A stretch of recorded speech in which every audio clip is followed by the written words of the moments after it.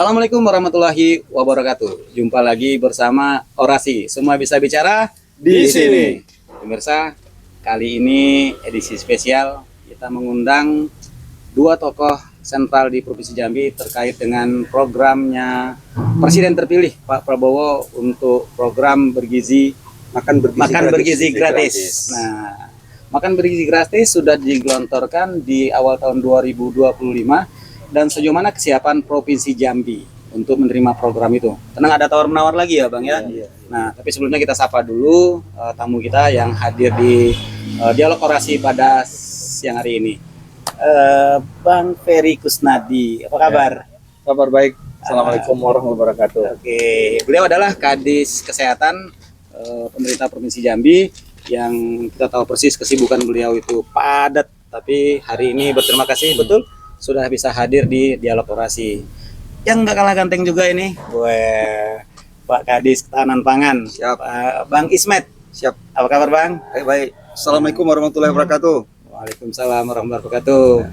Jadi di orasi nih Bang, ya, siapapun kepala dinas, siapapun tamu, siapapun partai politik yang hadir, itu semuanya kita sapa dengan Abang. Kita mendekatkan diri dengan pemirsa dan suasananya juga asik. Karena kita ngobrolnya di kafe, di kafe Depati, santai Bang. Dan kita tahu sama-sama tahu Bang bahwa program makanan sehat bergizi dan gratis itu kan adalah janji politiknya Pak Prabowo. Dan tidak bisa dipungkiri pemenang pemilu adalah Prabowo dan Gibran. Tentunya janji politiknya harus direalisasikan. Dari bergulir dari Februari 2024, terus dilantik beliau di Oktober kemarin, dan di Januari program tersebut sudah mulai berjalan. Nah, kita pengen tahu nih Pak Ketahanan Pangan dulu deh. Oh siap. Sudah sejauh mana kesiapan kita Provinsi Jambi untuk menerima program itu? Karena info yang saya dapat Bang, itu juklak-juknis saja belum itu. Oh iya. Tetapi harus berjalan. Nah, kira-kira ini gimana ini persiapannya? Oh iya. Baik. Terima kasih Mas Desi. Saya jelaskan di sini bahwasanya program makan bergizi gratis atau yang lebih dikenal MBG. Gitu kan. Ini sebenarnya programnya dari pemerintah pusat ya, di bawah kepemimpinan Presiden Prabowo Gibran ini. Jadi prinsipnya pemerintah daerah, provinsi, kabupaten, kota mendukung ya, mensupport. Juga nanti ikut serta juga dalam pelaksanaannya nanti, khususnya nanti dalam penganggaran nanti. Nah, untuk ini yang di pusatnya ini dikelola atau dikendalikan oleh Badan Gizi Nasional Republik Indonesia. Nah, sementara BGN itu sendiri itu perwakilan yang di Jambi itu yang saya dapat informasinya itu baru 2 orang ya. 2 orang yang sudah saya konfirmasi kemarin. Yang pertama adalah seorang kepala unit satuan pelayanan, kemudian yang satu lagi ketua kelompok satuan pelayanan. Nah, mereka sekarang di Jambi tuh? Iya, sudah di Jambi. Mereka berkantor di Kodim, Kodim 0415 Batanghari. Nah, di mana di Kodim itu sendiri sedang ingin dijadikan suatu titik lokasi untuk pelaksanaan pemberian makan gratis. Di situ adalah menjadi satu SPPG, namanya Satuan Pelayanan Pemenuhan Gizi. Pelayanan pemenuhan gizi SPPG, Badan Gizi Nasional. Nah, di situ nanti dipersiapkan akan menjadi pelayanan dapur gizinya di situ. Berikut macam-macamnya situ nanti lokasi dapur itu memang harus sesuai dengan apa yang diinginkan oleh ABGN. Ada standarnya semua. Jadi itu. Nah, jadi untuk keterlibatan dari pemerintah Provinsi Jambi, khususnya untuk OPD-OPD terkait, bukan hanya kami dari Dinas Kesehatan maupun dari Dinas Ketahanan Pangan, itu juga nanti ada dari Dinas Pendidikan, kemudian dari Dinas Koperasi, kemudian dari Dinas Tanaman Pangan dan Hortikultura, kemudian ada juga dari perwakilan BKKBN, ya, Dinas PUPR juga ada di situ, dan juga dari Kementerian Agama, perwakilan Jambi. Nah, itulah yang saya dapatkan informasi. Jadi ini sifatnya kegiatan ini baru dalam masa persiapan uji coba. Uji coba dulu. Yang sekarang sedang akan insya Allah dalam bulan ini akan di launching ini. Untuk yang titik pertamanya akan di Kota Jambi nanti. Ya. Oh, akan ada launching nanti ya? Akan ada launchingnya nanti kan.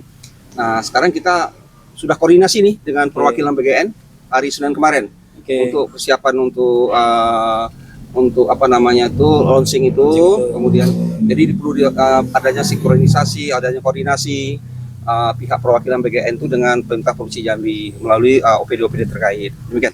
Terima kasih Bang. Kalau dari sisi dinas kesehatannya, Bang Ferry gimana? Persiapan apa aja yang sudah dilakukan terkait dengan program MBG ini? Makanan bergizi gratis ini kan sebenarnya sudah dijelaskan oleh Kepala Dinas Ketahanan Pangan, satu program secara nasional. Tentu pemerintah Provinsi Jambi juga akan ikut menyukseskan di dalamnya, baik itu pemerintah tingkat 1 atau provinsi ataupun di pemerintahan kabupaten kota. Dalam hal ini Dinas Kesehatan, ada satu lagi tadi sebenarnya ada BPOM, ada peran BPOM yang POM ya? POM itu yang berdekatan juga dengan perannya dengan Dinas Kesehatan Provinsi dan teman-teman sekalian yang ikut dalam makanan bergizi gratis ini, yaitu tentang yang pertama kali tentang standar gizi. Standar gizi makanan tersebut ada nanti hitung-hitungannya untuk standar gizi dalam untuk anak-anak ini sebenarnya banyak ya. Yang pertama kali dia tuh untuk peserta didik dan non peserta didik. Nah, tadi disebutkan juga peserta didik ini sampai untuk Kementerian Agama, ya, termasuk juga madrasah, ya, baik itu ibtidaiyah, sanawiyah, aliyah, terus juga pesantren. Tapi tidak hanya situ saja, tapi untuk juga ibu hamil, ya, ibu menyusui, anak balita. Nah, itu ada sasaran-sasarannya. Itulah kecukupan gizinya harus terpenuhi, dan yang kedua memang makanan itu adalah layak. Nah, itu juga termasuk juga bergizi dan layak. Itu yang paling penting. Dan tentu kita pemerintah provinsi ini sebenarnya sama-sama itu akan membantu. Tadi sudah disebutkan di Jambi itu nanti ada 5 SPPG-nya. Ya, untuk sementara di Jambi itu dijelutung dengan di Kodim, dan dengarnya launchingnya tanggal 27 Januari. Nah, kita juga sebenarnya sudah pernah rapat di tanggal 13 Januari itu untuk mengarrange gimana caranya supaya ini baik. Ya mungkin nanti kita kan sama-sama ya, termasuk juga ketahanan pangan itu juga nanti ada hitung-hitungannya. Targetnya berapa dulu sementara, nanti meningkat. Nah, itu juga sama-sama dipikirkan. Mungkin seperti itu. Berarti detail sekali nih Bang ya. Iya. Seperti yang disampaikan oleh Bang Ferry, Bang Ismet tadi, bahwa bukan hanya persoalan koordinasi saja, ini ibu hamil juga, balita juga, ibu menyusui juga. Dihitung juga standar gizinya sampai sedetail itu ya. Ya. Oke. Sementara ini kan programnya belum pernah kita coba nih, baru pertama kali ya dalam sejarah Indonesia bahkan makan sehat bergizi ini dan gratis, dan negara difasilitasi negara itu kan baru pertama kali disiapkan. Tentunya ya kan selama ini animo gratis itu kan pasti mendapat reaksi yang luar biasa dari masyarakat. Nah, memang ini dibatasi untuk peserta didik yang dari SD sampai SMA. Kemudian yang termasuk pondok pesantren, ibu hamil dan bayi ya, balita. Nah, mungkin Bang yang tidak kalah pentingnya selain dari koordinasi yang tadi sudah dilakukan, apalagi ini dalam ajang uji coba. Mudah-mudahan dalam ajang uji coba ini kan bisa berjalan dengan baik. Tentu akan diimplementasikan menjadi program yang kontinu. Nah, kesiapan lain selain dari koordinasi kan yang disediakan itu kan bahan pangan. Nah, ketersediaan bahan pangannya bagaimana untuk Jambi? Nah, termasuk mungkin Bang Ferry nanti untuk pengukurannya itu apakah sekali ukur saja atau mungkin secara kontinu sehingga standar gizinya terus sama dari setiap periode ke periode. Ke Bang Ismet dulu. Baik, menarik nih Mas Desi. Jadi kalau bicara soal ketersediaan pangan, ya memang itu menjadi tugas pokok kami ya, Dinas Ketahanan Pangan Provinsi Jambi. Memang kami memang harus menjamin ketersediaan stok pangan itu tatkala nanti kegiatan MEG ini digelontorkan.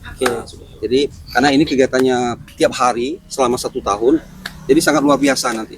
Nanti perlu penyediaan sentra-sentra produksi pangan situ nanti, yang ada khususnya di daerah lokal kita ya, Jambi umumnya, dan khususnya di kabupaten-kabupaten kota. Jadi kita tidak boleh bergantung dari pasokan dari luar Provinsi Jambi, karena luar Provinsi Jambi juga sama melakukan program yang sama juga. Jadi memang ketahanan pangan itu harus dimulai dari kita sendiri, lokal wilayah kita sendiri. Nah, itu juga kami harus menjamin keterkaitan tentang keanekaragaman bahan pangan lokal.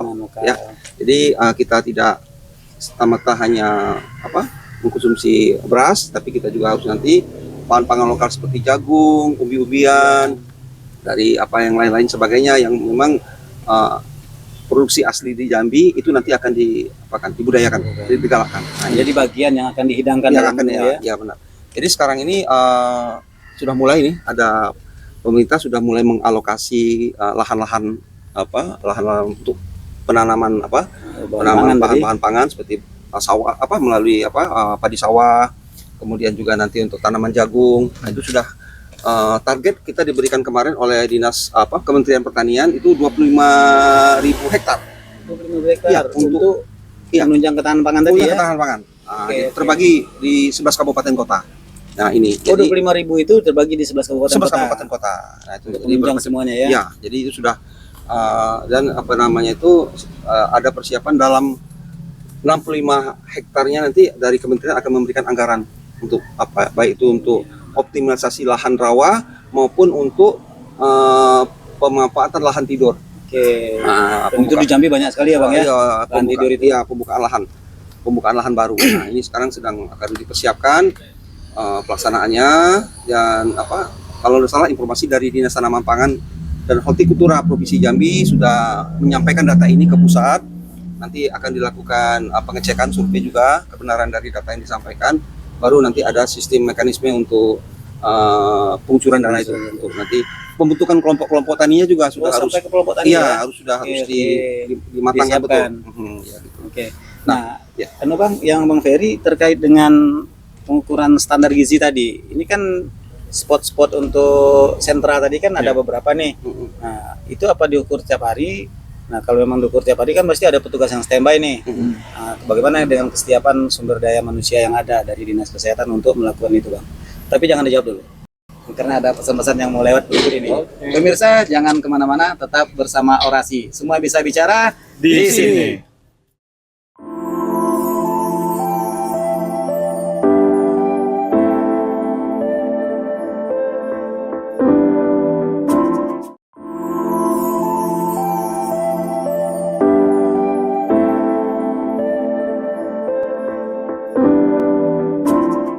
Pemirsa, kembali bersama Orasi. Semua bisa bicara di sini. Bang Ferry, tadi sempat terputus nih Bang.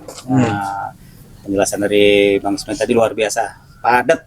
Nah, tapi masih ada menyisakan pertanyaan lain. Harus tunggu aja. Ya, nanti. Bang Ferry tadi terkait dengan pemeriksaan standar gizi, karena itu yang menjadi indikator nih. Ya. Makanan program makanan bergizi gratis MBG. Ya.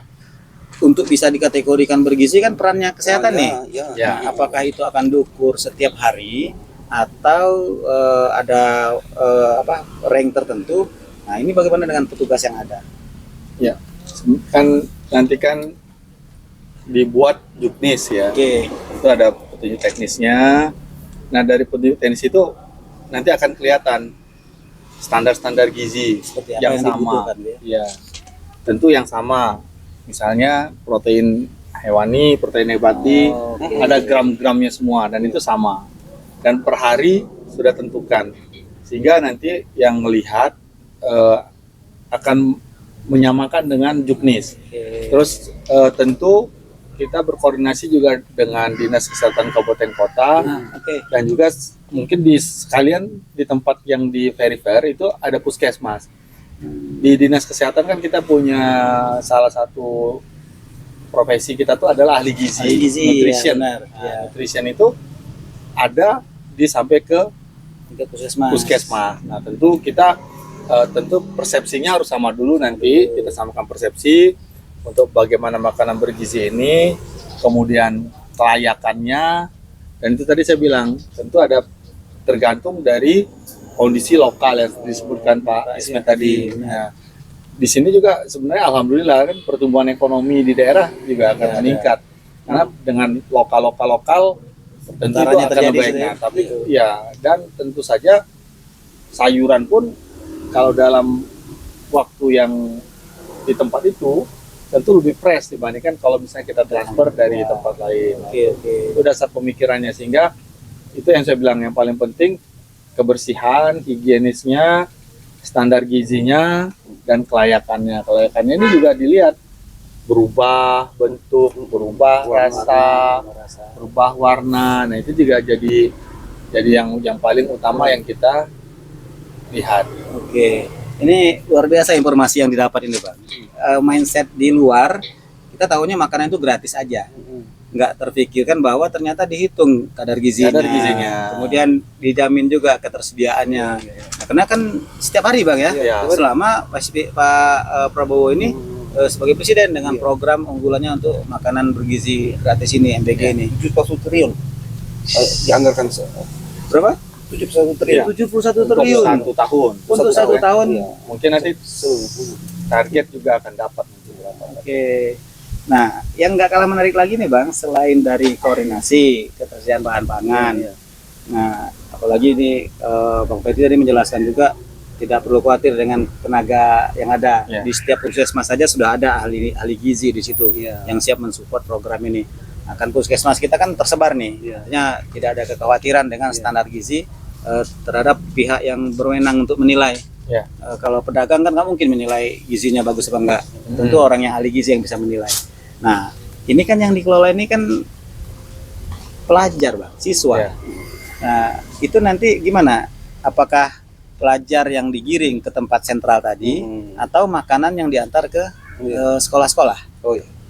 Baik, ini menyangkut mengenai bicara soal distribusi ya. Ya, distribusi. Jadi yang saya baca nih dari paparan dari Badan Gizi Nasional ya, sewaktu melakukan sosialisasi, kita harapkan nanti ada keterlibatan pihak ketiga nanti dalam rangka untuk pendistribusian ke sekolah-sekolah.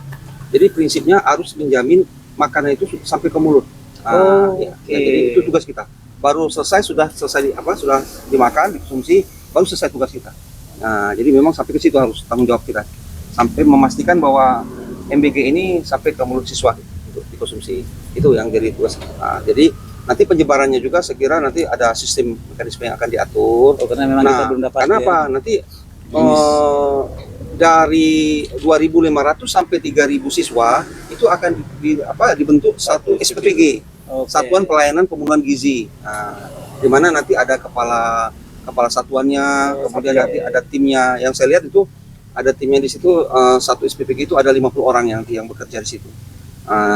Ada P3K yang ditunjuk oleh BGN yang ada di daerah. Nah, sisanya nanti karyawan biasa yang dipekerjakan. Nah, itu nanti. Nah, kemudian juga saya dapat sesuai dengan petunjuk yang saya terima, nanti di setiap provinsi itu ada kanwil namanya, kantor wilayah pelayanan makan bergizi ini. Nah, itu MBG ini. Ya, nanti itu mereka nanti membawa beberapa SPPG. Nah, jadi dan itu nanti personilnya ada dari pusat semua, dari BGN. Itu nanti, tapi sekarang belum karena ini tidak ditargetkan secara belum ya menyeluruh, maka nanti ada targetnya, ada beberapa dulu bertahap nih. Jadi karena sekarang ini pendirian dapur gizi atau dalam satuan pelayanan pemenuhan gizi itu nanti di dalamnya itu ada bentuknya dapur gizi, nanti situ ada kantor, nanti ada ruang meeting, ada semacam, ada juga ruang pemeriksaan gizi segala macam, ada ruang distribusinya, nanti ada timnya lagi tuh. Nah, itu sudah mulai saya ada melihat ini sudah mulai ditawarkan kepada pihak ketiga ya yang mungkin mau berminat untuk membuka SPPG itu di daerah-daerah yang titik-titik yang ditentukan oleh BGN. Nah, jadi akan membuka kesempatan siapa saja. Nah, situ untuk sekarang ini yang saya dapat informasi sudah ada 5 titik nanti SPPG. Yang SPPG ya, yang sudah ada nanti yang sudah ditentukan yang akan bekerja untuk mendirikan SPPG itu atau situ ada dapur gizi dan sebagainya. Nah, karena pendirian itu nggak gampang, ada syaratnya. Ada syarat lagi. Ya, untuk bangunan dapurnya itu harus minimal 20 kali 20. Kemudian untuk tanahnya itu minimal 2 kali lipat dari yang bangunan. Nah di situ juga ada standar-standar bentuk bangunan kayak mana, itu sudah diatur semua oleh BGN.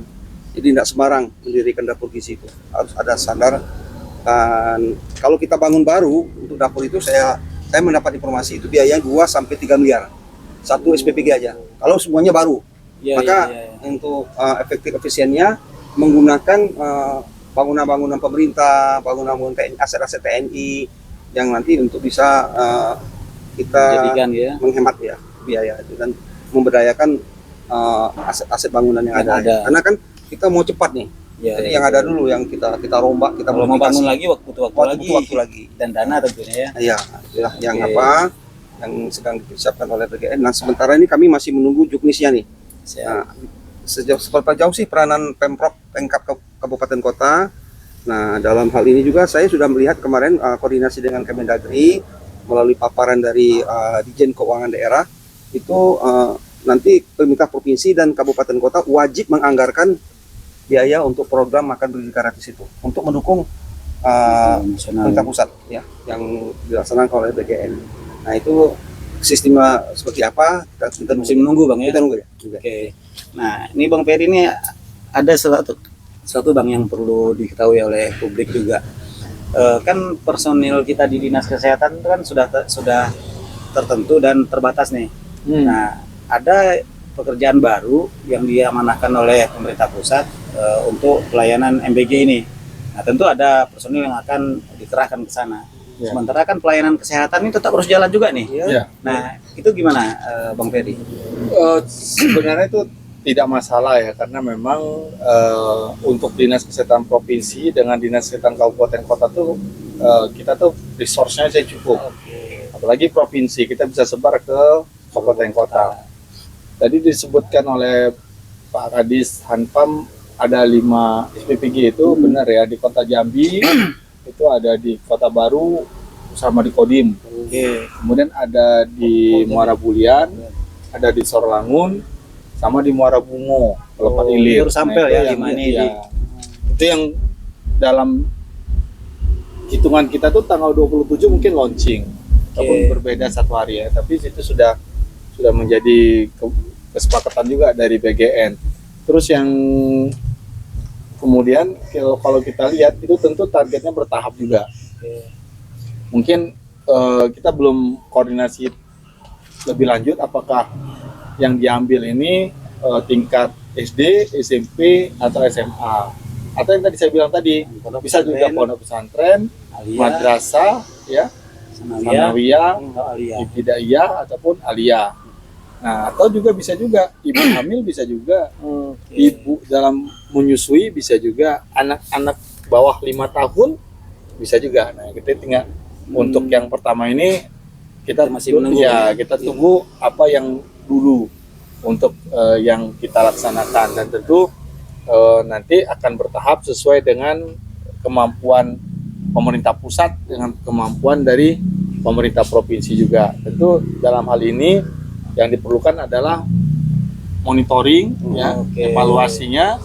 Nah, nanti kerjasamanya itu tadi, pelaksananya tentu adalah unit-unit, ya, bisa juga mungkin unit terkecil, mungkin juga di sekolah ataupun di pesantren. Nah, kita tuh bermasuk di monitoring dan evaluasi. Ditambah lagi tadi, memang itu tadi sistem yang dikembangkan tuh kan banyak ya. Kategori pekerjaan mungkin kita sudah tahu karena pekerjaan itu bisa diswakelola sendiri, di pihak ketiga kan atau kontrak. Nah, yang penting dalam hal ini standar yang saya bilang tadi, higienisnya, kemudian standar gizi, kemudian kelayakannya itu terpenuhi.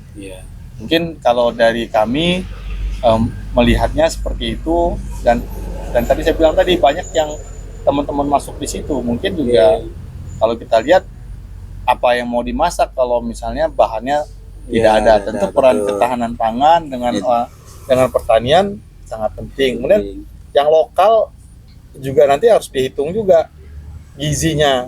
Mungkin di satu tempat banyak ikan, di satu tempat yang lain ya mungkin umbi-umbian ataupun ada juga ayam ya, mungkin juga ada yang lain ya, tergantung dari sentra-sentra. Harapannya nanti mungkin dijelaskan Pak Ismail nanti, mungkin ada sentra-sentra apa yang produk-produk yang menjadi unggulan di satu daerah, mungkin nanti dijelaskan juga. Siap. Oke, nah mungkin langsung nih Bang Ismet mengomentari yang disampaikan oleh Bang Ferry tadi. Apakah nanti menunggu dari pusat juga atau kita sudah mulai menginventarisir dari sekarang yang keunggulan lokal tadi sehingga ketahanan pangan itu bisa continue tersedia. Tapi jangan jawab dulu. Siap. Karena ada pesan-pesan yang mau lewat berikut ini. Pemirsa jangan kemana-mana, tetap bersama Orasi. Semua bisa bicara di sini.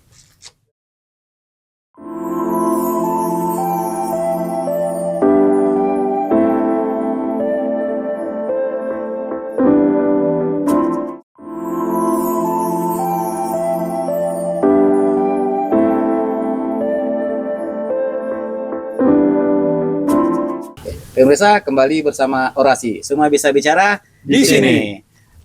Bang Ismet, Siap. ini kan program baru perdana nih. Iya. Belum pernah uji coba sebelumnya malah. Dan memang pertama kali kita melaksanakan.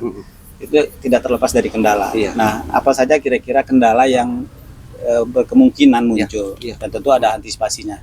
Silakan Bang. Menarik nih. Jadi kalau menurut bayangan dalam pikiran saya nih, yang jelas karena semua membutuhkan bahan pangan yang sama dan kemudian seluruh wilayah juga sama juga melaksanakan program yang sama juga dan sasarannya juga sama juga seperti itu. Nah tentunya ini mengenai bahan pokok bahan pokok yang dibutuhkan nanti berkemungkinan nih kalau kita tidak aktivisasi akan terjadi kelangkaan. Karena semuanya butuh. Semuanya butuh kelangkaan. Apalagi ini kan antara produksi dengan yang dikonsumsi lebih kencang konsumsi dari yang diproduksi. Nah ya produksi kan makan waktu nih, baru panen 3 bulan, baru panen ada yang 2 bulan. Ya, sementara kita tidak bisa nunggu panen dulu, baru bisa mengolah bahan pangan itu. Nah jadi tentunya nanti ada strategi-strategi. Jadi mungkin dari situ juga kalau barang itu langka, kemudian kebutuhan banyak, tentunya nanti harga kan, harga akan naik. Iya, orang sama-sama mencari bahan yang sama. Kemudian tapi bahan itu langka di pasaran, harga pasti hukum ekonomi. Ya, jadi ini juga harus kita jaga betul. Nah, jadi untuk itu mungkin nanti pemberdayaan kelompok tani, pemberdayaan gabungan kelompok tani, pemberdayaan kelompok wanita tani yang dibina oleh Dinas Tanaman Pangan dan Hortikultura dan Dinas Ketahanan Pangan, gitu. Kami membinanya itu memang harus kita produktifkan secepatnya kita berdayakan mereka. Karena mereka sebelumnya sudah punya juga ada unit usaha ternak ayam pedaging, ada unit usaha ternak ayam petelur, ada usaha tanam ikan lele dalam kolam, kemudian ada yang usaha tanaman jagung, usaha susu kambing. Nah, itu semua yang sudah kami yang sudah dibina di zaman Jambi Mantap ini, Gubernur Haris Abdul Sani ini, nanti mereka akan kita berdayakan. Nah, jadi apalagi mereka sudah kita diberikan bantuan modal Dumisake untuk kegiatan pemberdayaan mereka ini. Jadi saya yakin mereka siap. Apalagi nanti hasilnya itu kan untuk anak-anak mereka juga. Nah, jadi artinya dari mereka untuk mereka. Jadi memang program ini luar biasa, multi effect player-nya juga luar biasa nanti akan berdampak secara keseluruhan ya. UMKM akan berkembang, kemudian pedagang-pedagang juga, pedagang bahan pangan juga akan tidak pernah kehabisan pembeli ya. Perputaran ekonomi mikronya itu luar biasa. Jadi maka itu kata Pak Kadis Kesehatan perlu sentra-sentra.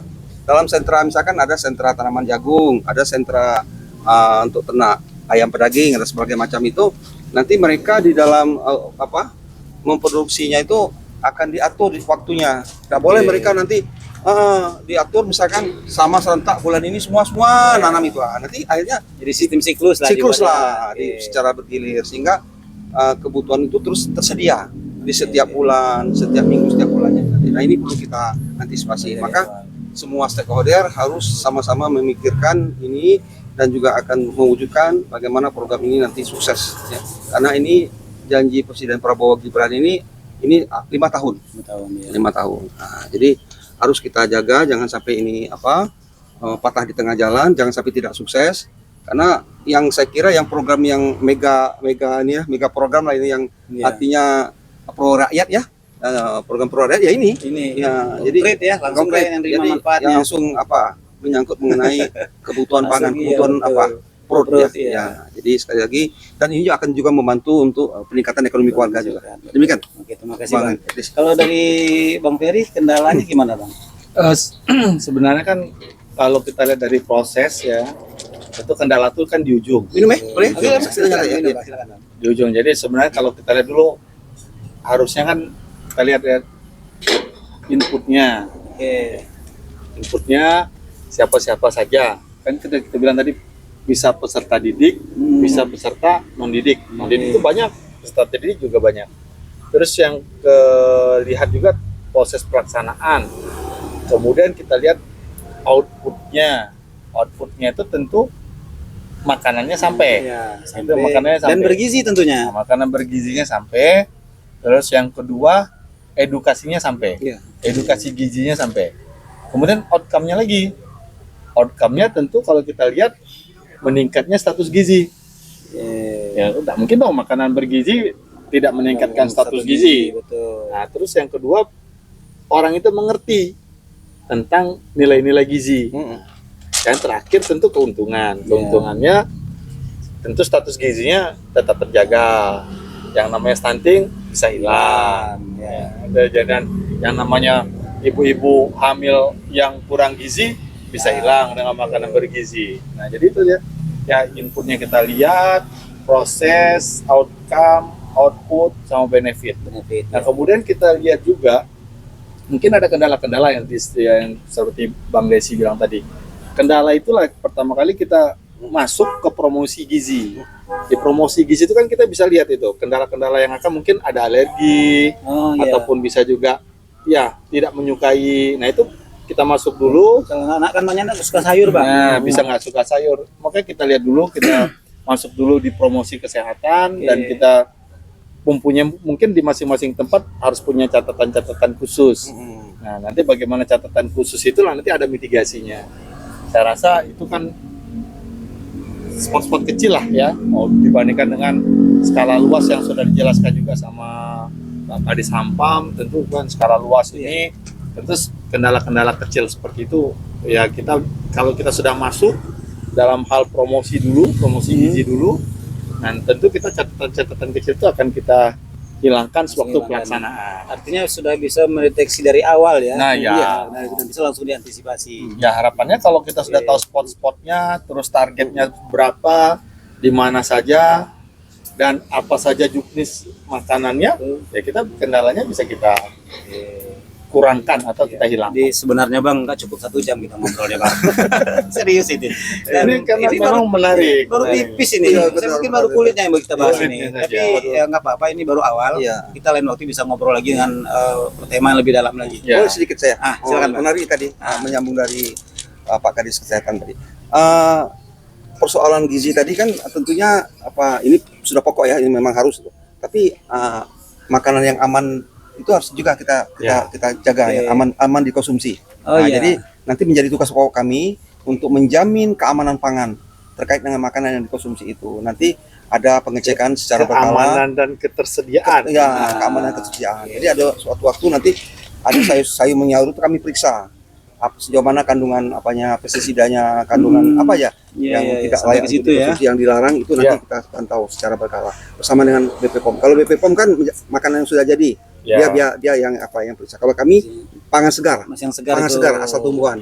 Ada pangan segar asal tumbuhan, ada pangan segar asal dari ikan, ada yang dari hewan. Itu yang kami lakukan secara berkala nanti. Jadi tugas dari Dinas Ketahanan. Demikian. Sebelum closing statement, Bang, Siap. karena waktu kita juga yang terbatas. Iya.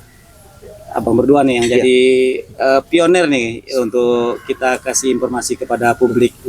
Seberapa optimis, Bang, program ini bisa berjalan di Provinsi Jambi? Siapa dulu nih? Abang dulu. Ya, boleh. Sebelum closing statement ya. Oke. Seberapa optimis, Bang? Kalau saya sangat optimis ya, karena kan kita kan tentu targetnya juga jelas. Orang-orang yang mau diharapkan itu juga jelas. Yang penting itu dulu, dan nanti sesudah targetnya jelas, tentu kita persiapan untuk bahan pangannya juga harus oke. Nah, kemudian juga tentu pelaksanaannya di mana masaknya, koordinasi dengan siapa saja, siapa yang menyalurkannya, dan siapa yang mengevaluasinya. Saya pikir ini mungkin kerjasama yang bagus, dan kita sudah bisa memetakan step-step siapa saja yang berperan di dalamnya. Saya pikir kalau saya optimis. Walaupun ini baru perdana ya. Kita optimis untuk pelaksanaan. Siap, sama. Jadi apa yang disampaikan oleh Pak Kadis Kesehatan, kita memang harus optimis. Kenapa saya katakan demikian? Karena apa sekali lagi ini suatu hal program yang baru yang harus kita dukung karena menyangkut hajat hidup orang banyak, menyangkut generasi nanti yang pembentukan generasi yang akan datang. Jadi harus kita dukung. Tapi modalnya adalah semua pemangku kebijakan, semua pelaksana-pelaksana OPD terkait di lapangan, stakeholder yang terkait itu harus satu visi semua, ya. Harus semua bahwa ini program kita bersama, ya. Bukan ini program A, program B, milik A, milik B, tapi tidak. Kita sama-sama. Ada porsinya yang dapat porsi besar, ada porsi menengah, ada porsi kecil. Tidak masalah, sama-sama. Karena ini nanti yang anak-anak kita juga yang menikmati, cucu-cucu kita juga. Jadi apa keluarga-keluarga kita juga. Nah, jadi sekali lagi negara yang biayai. Iya, negara yang biayai. Jadi mengurangi apa juga belanja keluarga, belanja di rumah, gitu. Nah, jadi itu paling penting. Jadi dan juga kita yakin karena sebenarnya kita sudah pernah juga melaksanakan kegiatan ini sebenarnya, tapi dalam skala kecil. Seperti dulu ada pemberian makanan tambahan anak sekolah, tapi kan dalam bentuk makanan kue-kue. Tapi ini kan kalau nasi ini ini kita coba ya. Ini. Tapi kami di Ketahanan Pangan melalui Badan Pangan Nasional juga ada namanya pemberian makanan B2SA, bergizi beragam, seimbang dan aman. Itu juga untuk anak-anak sekolah. Tapi ya programnya cuma untuk 40 kali pemberian, udah tuh stop, nunggu tahun depan lagi. Ini kan continue ya. Continue, hari ke hari sampai 1 tahun. Betul. Jadi intinya ya kita sama-sama bahu-membahu selalu bersinergi, berkolaborasi untuk mensukseskan program MBG ini. Siap. 1 menit Bang masing-masing. Closing statement Bang, boleh berupa himbauan ataupun mungkin sebuah optimisme yang mau dibangun karena ini memang untuk Jambi. 1 menit masing-masing. Oke, silakan Bang Ferry. Ya, terima kasih. Bismillahirrahmanirrahim. Kami dari Dinas Kesehatan Provinsi Jambi tentu dalam hal ini mengimbau kepada masyarakat ya untuk kita sama-sama mensukseskan makan bergizi gratis ini, dikarenakan ini sebenarnya hadirnya negara untuk masyarakat. Nah, di sini terasa hadirnya negara untuk masyarakat dalam hal yang pertama kali peningkatan status gizi masyarakat, ya. Yang kedua tentu akhirnya akan meningkatkan untuk pengetahuan dan juga akan meningkatkan dari IQ masyarakatnya, karena kita terus terang ya IQ kita masih di 70, sementara orang normal aja itu 90 sampai 100. Harapannya dalam beberapa tahun ke depan tentu peningkatan IQ kita juga akan meningkat dan kita akan dicerdaskan oleh makanan bergizi gratis ini. Nah, kami tentu dari Dinas Kesehatan akan mengawal mulai dari proses tadi inputnya, proses pelaksanaan, output, outcome, dan benefitnya. Itu kita sudah memetakan bersama-sama dengan teman-teman di Dinas Kesehatan Kabupaten Kota. Tentunya harapannya juga masyarakat dapat melihat ini secara baik dan dapat menerima program makan bergizi gratis ini. Mungkin itu dah imbauan dari kami. Terima kasih. Silakan Bang Ismail. Terima kasih Bang Desi. Kalau saya menghimbau kepada seluruh lapisan masyarakat, apabila nantinya program MBG ini dilaksanakan, mari kita awasi bersama-sama pelaksanaannya. Jadi mari kita kawal bersama-sama agar ini sukses ya. Kalaupun nanti ada terjadi area-area kecil-kecil, terjadi masalah, ya tentunya dalam pelaksanaan tidak akan sempurna 100%, itu sudah pasti. Pasti ada kekurangan, pasti ada kelemahan. Tapi justru kelemahan dan kekurangan itu mari kita tutupi bersama-sama. Jangan saling mencari jangan mencari kesalahan satu sama lain. Nah, kemudian kami mengimbau kepada kelompok-kelompok warga yang ada di kabupaten kota dalam wilayah Provinsi Jambi, mari kita buat unit-unit usaha. Sekarang ini kita mulai. Mungkin dalam skala kecil, ada ternak ayam, ada ternak ayam petelur, ada penanaman cabai, apa aja yang bisa meningkatkan usaha keluarga. Yang nanti bisa menjadi penambah untuk kita mensuplai kebutuhan bahan pokok nanti dari keluarga. Jadi dari sedikit-sedikit itu nanti bisa dikumpulkan menjadi bukit. Itu. Jangan mengandalkan skala besar, itu memang perlu.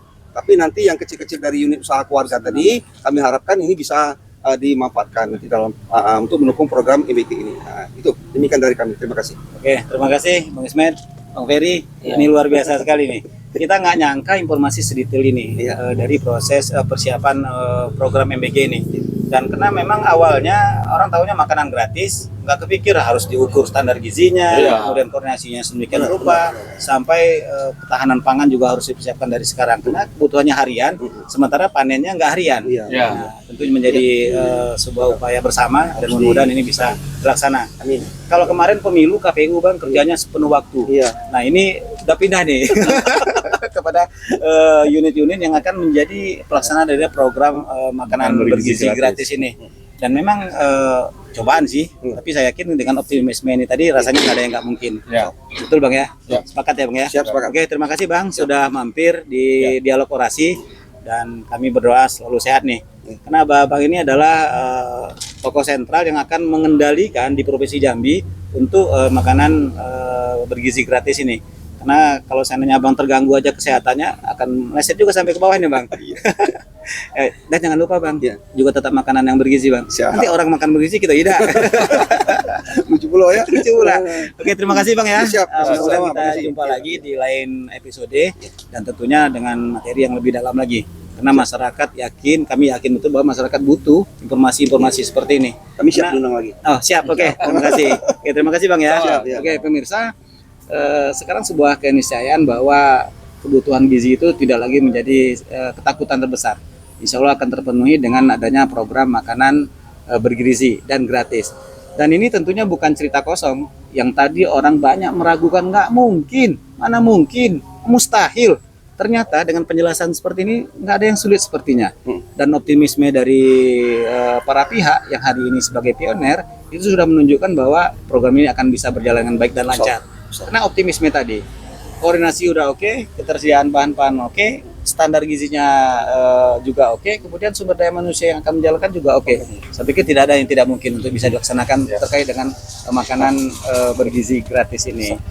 Pemirsa, tentunya ini menjadi sebuah informasi buat kita bersama, dan tentunya kita juga akan butuh masukan, saran, dan pendapat bahwa program ini akan menjadi lebih baik lagi kalau mendapat dukungan dari semua pihak. Oke, terima kasih, dan selalu bersama Orasi. Semua bisa bicara di sini. Wassalamualaikum warahmatullahi wabarakatuh.